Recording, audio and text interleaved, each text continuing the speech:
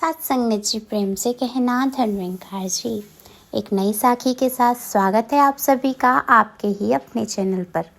आज की साखी का विषय है कि अपने भगवान पर पूर्ण श्रद्धा रखें।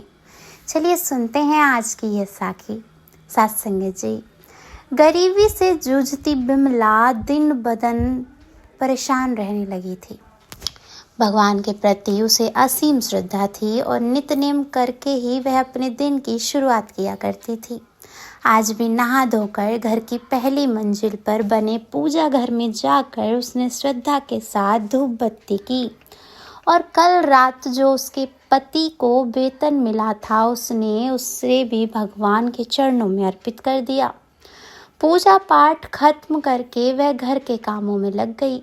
बच्चों को तैयार करके उसने स्कूल भेज दिया और पति के लिए चाय नाश्ता बनाने लगी। पति नहाकर जैसे ही पूजा घर की तरफ बढ़ा, कमरे से धुआं निकल रहा था। वह अंदर की तरफ भागा। बिमला उसने जोर से आवाज दी। क्या हुआ? वह भी आवाज सुनकर ऊपर की तरफ भागी कि हाय राम, ये क्या हुआ? कमरा पूरा का पूरा धुएं से भर गया था। शायद पंखे के कारण जोत से आग फैल गई थी। पास पड़ी हुई सब धार्मिक किताबें और कुछ फोटो जलकर राख हो गई थी। वह वहीं जमीन पर बैठ गई। अब क्या होगा, कैसे बताए? वह जो पैसे उसका पति कमा करके बेतल लाया था सब उसने स्वाहा कर दिया। अब बिमला का तो अंतर मन रो रहा था। चलो कोई बात नहीं, अब जो होना था सो हो गया। शुक्र करो कि कमरे में कोई सामान नहीं था, नहीं तो ना जाने क्या होता। ये सब बाद में संभाल लेना, अभी मुझे काम के लिए देरी हो रही है। बेचारी बिमला का तो दिल बैठा जा रहा था। मन ही मन वह खुद को कोसती जा रही थी कि क्या जवाब देगी वह पति को जब वह पैसे के लिए पूछेगा। अब इसके बाद बिमला के पति ने कहा, सामान की सूची बना लेना, शाम को बाजार चलेंगे, राशन वगैरह लाना है। बिमला ने दुखी मन से कहा, हाँ बना लूँगी। पति के निकलते ही उसने घर को ताला लगाया और अपने सुख दुख की सहेली रुक्मणी के घर पहुंची। उसे देखते ही बिमला रोते हुए उससे लिपट गई तो रुक्मणी ने कहा, अरे क्या हुआ, रो क्यों रही हो? सारी घटना सुनकर रुक्मणी भी परेशान हो गई। उसे सांत्वना देते हुए बोली, भगवान पर पूरा भरोसा रखो, वो सभी संभाल लेंगे। बिमला चुपचाप उठी और बोझल कदमों से घर की तरफ चल दी। घर का ताला खोल बुझे मन से वह पूजा घर में जाकर बैठ गई। जले हुए सामान के बीच में भगवान की फोटो उल्टी पड़ी हुई थी। उसने भगवान की फोटो को सीधा कर दिया। तभी उसकी आंखें फैल गईं। जिस प्लेट में उसने रुपए रखे थे वह ज्यों के त्यों सही सलामत पड़े थे। कांच का फ्रेम होने के कारण उस फोटो ने इस प्लेट को पूरी तरह से ढक लिया था। अचानक ये सब देखकर बिमला की आंखों से खुशी के आंसुओं का सैलाब बहने लगा। अब भगवान के प्रति उसका विश्वास और उसकी श्रद्धा अचानक से और ज़्यादा मजबूत होने लगी। अपने भगवान पर सत्संगत जी हमेशा विश्वास बनाए रखना। भगवान कभी किसी का गलत या अमंगल होने नहीं देते। कभी कभी आपको लगता होगा कि आपकी ज़िंदगी में कुछ भी नहीं सही चल रहा। आप सोचते कुछ और हैं और हो कुछ और जाता है। पर कुछ समय बीतने के बाद आपको एहसास होता है कि जो भी आपके साथ हुआ था वह अच्छा ही हुआ था। बस आपको भगवान पर पूर्ण श्रद्धा होनी चाहिए। और हाँ, एक बात और, हर हाल में सब्र बनाए रखें। सब्र की जड़ें चाहे जैसी भी हों, इसके फल सदैव मीठे होते हैं। सत्संग जी, आप सभी ने माता शबरी के बारे में तो सुना ही होगा। माता शबरी के सब्र के फल और उनकी श्रद्धा की वजह से ही भगवान राम उनसे मिलने गए। शबरी को आश्रम सौंपकर महर्षि मतंग जब देवलोक जाने लगे तब शबरी भी उनके साथ जाने की जिद करने लगी। शबरी की उम्र केवल 10 वर्ष थी। वह मतंग ऋषि का हाथ पकड़कर रोने लगी। महर्षि शबरी को रोते देख व्याकुल हो गए। उन्होंने शबरी को समझाया, बेटा, इस आश्रम में भगवान आएंगे, यहाँ प्रतीक्षा करना। अब अबोध सबरी इतना जानती थी कि गुरु का वाक्य है तो यह सच होकर रहेगा। उसने फिर पूछा, कब आएंगे? अब महर्षि मतंग वाकुलदर्शी थे, वह भूत भविष्य सब जानते थे, वह ब्रह्म ऋषि थे।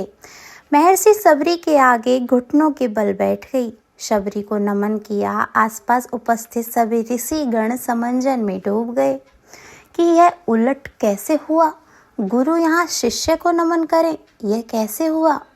महर्षि के तेज के आगे कोई बोल तो नहीं सका। महर्षि मतंग बोले, बेटा अभी उनका जन्म नहीं हुआ, अभी तो दशरथ जी का लगन भी नहीं हुआ।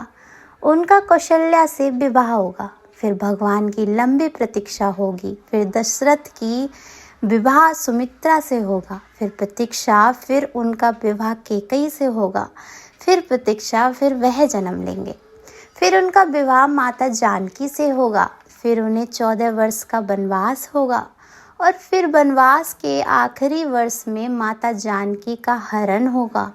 तब उनकी खोज में भगवान यहाँ आएंगे। तब तुम उन्हें कहना कि आप सुग्रीव से मित्रता कीजिए, उसे आतताई बाली के संताप से मुक्ति कीजिए। आपका कष्ट सिद्ध होगा और आप रावण पर प्राप्त करेंगे। सबरी एक पल के लिए तो किम कर्तव्य विमूढ़ शबरी इतनी लंबी प्रतीक्षा के समय को माप भी नहीं पाई। वह अधीर होकर पूछने लगी, इतनी लंबी प्रतीक्षा कैसे पूरी होगी गुरुदेव? महर्षि मतंग बोले, वह भगवान हैं, वह जरूर आएंगे, यह भाव निश्चित है, लेकिन यदि उनकी इच्छा हुई तो काल दर्शन के इस विज्ञान को परे रखकर वह कभी भी आ सकते हैं, लेकिन आएंगे ज़रूर। जन्म मरण से परहेज उन्हें जब ज़रूरत हुई तो प्रहलाद के लिए वो खम्बे से भी निकल आए थे, इसलिए प्रतीक्षा करना, वह कभी भी आ सकते हैं। तीनों काल तुम्हारे गुरु के रूप में मुझे याद रखेंगे, शायद यही मेरे तप का फल है। शबरी गुरुदेव के आदेश को मानकर वहीं आश्रम में रुक गई और उसे हर दिन प्रभु श्री राम की प्रतीक्षा रहती थी।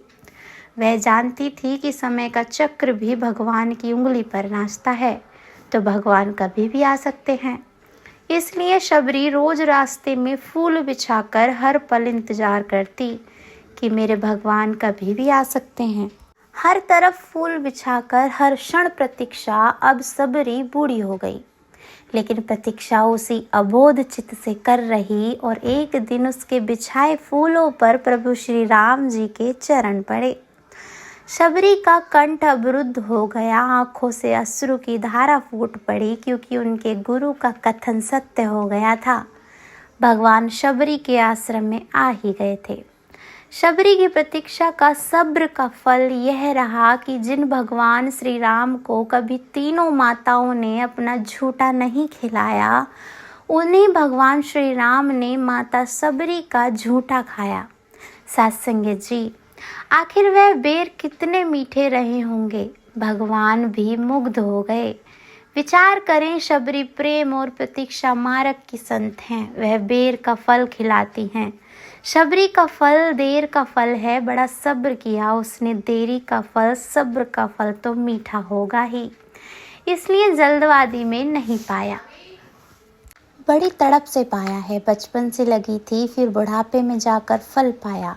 इस प्रेम वृक्ष पर फल लगता देरी से है, पर जब भी लगता है बड़ा मीठा लगता है। और शबरी बिना चखे भगवान को नहीं खिलाती, चक्कर खिलाती है।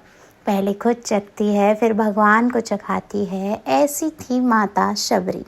शबरी का चरित्र प्रमाण है कि एक नाम रूप पकड़कर निरंतर नाम जप और रूप ध्यान करने वाले अपने प्रतिदिन के सामान्य कार्यों को भी भगवान के निमित्त करने वाला भगवान को पा ही जाता है। अगर आज की ये साखी आप सभी को अच्छी लगी हो तो वीडियो को लाइक शेयर ज़रूर कीजिएगा। आप सभी से फिर मुलाकात होगी एक नई साखी के साथ। प्रेम से कहना, धन्यवाद जी।